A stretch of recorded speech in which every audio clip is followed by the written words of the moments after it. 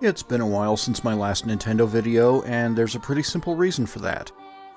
The only developments since then have either not been newsworthy, have been completely unfounded rumors, or only backed up things that I've already reported on. And as much as I love being right, I try to avoid circling back to topics I've already covered, unless there's something actually new to talk about, like a new Nintendo Direct. Since one of those is right around the corner, here we are. This is Little Akiba Games. I'm Patrick. Welcome back to the shop.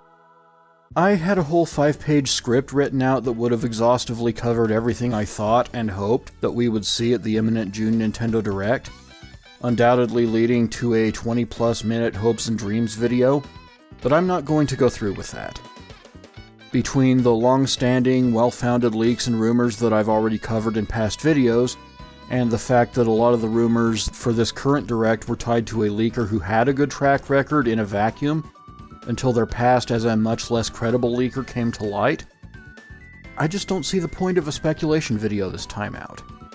For what it's worth, I really hope that those leaks pertaining to the Direct remain true. I would love a Fire Emblem Seisen no Keifu remake, an HD 2D Dragon Quest Trilogy pack, another 2D Zelda remake, and so on. But, to be blunt, I just can't give those rumors the same credence and attention coming from someone like Mystic Distance than I would have from who we thought Midori to be. I can't approach the June Direct with the same optimism that these are locked in that I did before, nor is there likely enough time before the Direct for me to go through all the leaks and rumors attached to it to determine which ones have been vouched for by more credible sources. There's a whole conversation that we can have about vetting leakers and how we need to maybe adjust things to account for situations like this in the future, because we've never really accounted for discredited leakers of the past trying to rebrand as a do-over of sorts. That's something we're going to have to figure out in the future, and I look forward to participating in the discourse. I certainly won't be a part of the contingent calling for the end of leaking altogether, we'll just put it that way. Now, originally I was just going to scrap this video altogether and reconvene on the Nintendo side of this channel after the Direct to evaluate where we go from here with the post-Direct release calendar. But there's still something I want to talk about relating to it, so I'm pivoting in that direction instead. Over a year ago, I adopted a simple mantra in regard to new Nintendo hardware. If it's coming soon, it's not next gen. And if it's next gen, it's not coming soon. This was a catch-all term at the time because there was reason to believe that a fourth model of the current generation Switch could still be made, but it never did materialize. You could essentially identify whether a Nintendo hardware rumor was about a Switch Pro or a Switch 2, regardless of what the rumor itself claimed, simply by the proposed timetable of its arrival. Lack of a Switch Pro in the long run aside, the way things have played out, that phrase has aged magnificently. Not only do Digital Foundry's claims of a next-gen dev kit recall look real solid right now, so does Nash Wheatl's confirmation last summer that dev kits were reissued, effectively marking the start of Switch 2 development.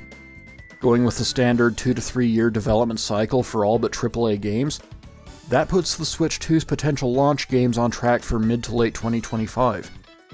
So it makes sense that while Nintendo themselves were previously hinting at around the first quarter of 2025, the fourth quarter of fiscal 2024, for a Switch 2 launch, now Furukawa is only explicitly committing to a reveal in that time frame. Because you kind of need games to support your launch, and it obviously became abundantly clear very quickly that key launch titles simply would not be ready that fast. Even from the perspective of Nintendo's own rhetoric, they're going from 90 to 25 like they saw a cop. Nintendo YouTube is huffing copium as usual because a delay of a system that has already been kicked so far down the road from Nintendo's usual hardware timetable is a crime against hype. And as we all know, when you're a victim of a crime against hype, the denial phase is prolonged and severe. The biggest side effect of copium is perpetual disappointment. The truth is, you can't blame Nintendo for failing to deliver on expectations they never really set. They never talked about a 2023 or 2024 Switch 2 launch, not once. It was the community that cooked that up and set their own expectations accordingly. If everyone had instead just listened to Nintendo or well-connected sources instead of trying to speak things into existence, they would have known the score all along. Unfortunately, that would be too logical, so now that the usual June Direct has been confirmed by Nintendo without the Switch 2 being formalized, The narrative being imposed by the broader community, with absolutely zero support from either Nintendo or any credible sources, is that this will be the final Direct for the Switch we have right now. Please make it make sense. Assuming the usual February, June, September cadence, then in reality, if you consider the real implications of Nintendo's timetable putting just the Switch 2's announcement in fiscal year 2024, we're looking at least 2, potentially 3 Switch-centric Nintendo Direct presentations before we see the new system and start building the hype for it. Just more disappointment for those who can't seem to get enough of it.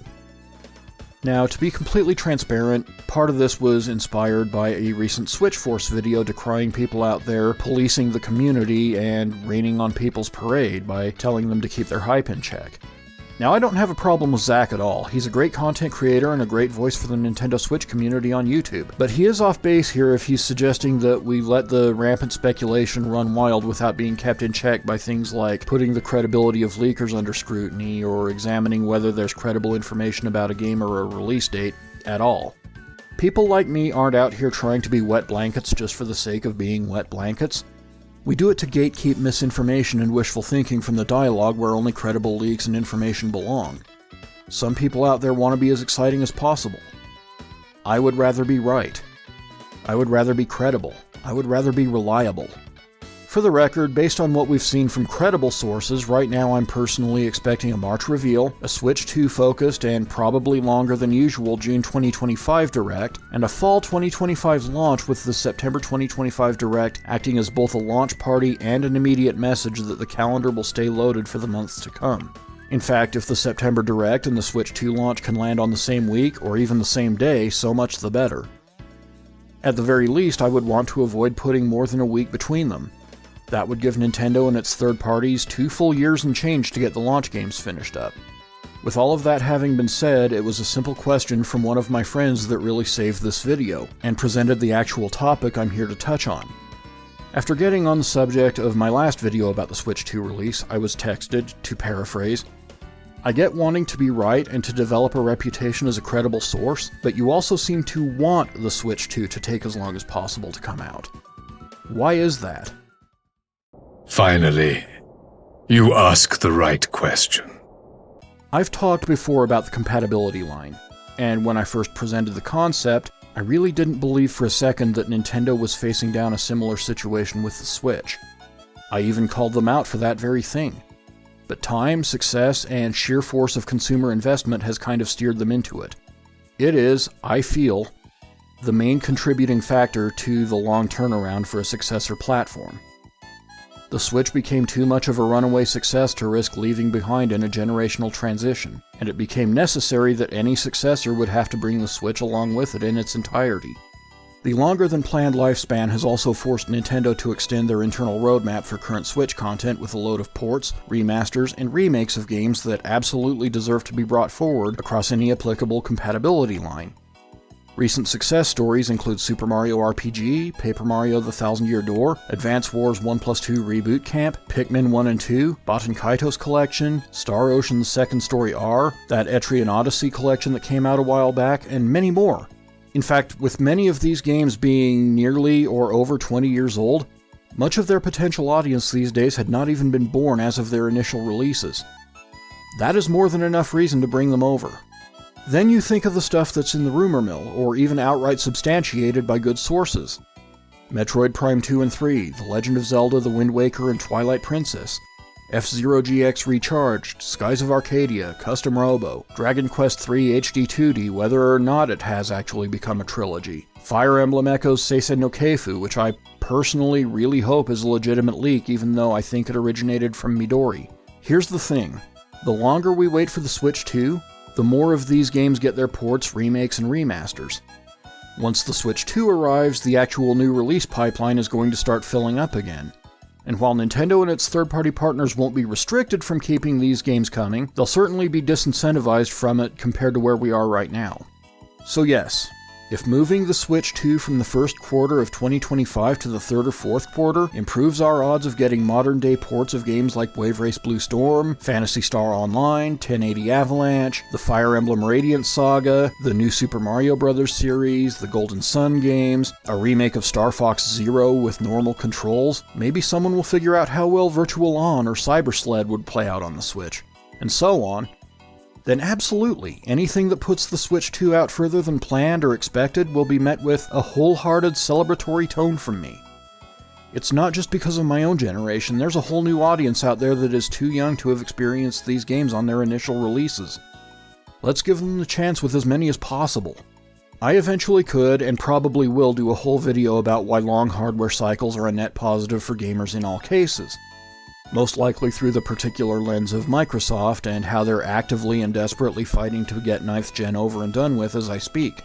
However, the Nintendo Switch in particular is settling into an era of gathering up classic games from years gone by and consolidating them on a platform that will be relevant for years to come. And if some next-gen hype gets put aside in order to prolong that era, that's a sacrifice I will not just be okay with, but openly encourage. In any case, leave your hopes and predictions for the June Direct down in the comments section and let's get a conversation going about it. I for one am hoping we can successfully rescue Xenoblade Chronicles X from the Wii U before the door closes on the Switch we have right now, and I still want to believe Fire Emblem Echoes Seisen no Keifu is actually a thing. As for whether or not we get Metroid Prime 4, it'd sure be nice, wouldn't it? We'll have to see, but I at least believe Metroid Prime 2 will be there. That's all for now. If you liked this video, then please be sure to like, comment, share, and especially subscribe as this push to 1,000 subscribers in 2024 continues on. Click the notification bell to know right away when the next video drops. I look forward to seeing you back here at Little Akiba Games next time.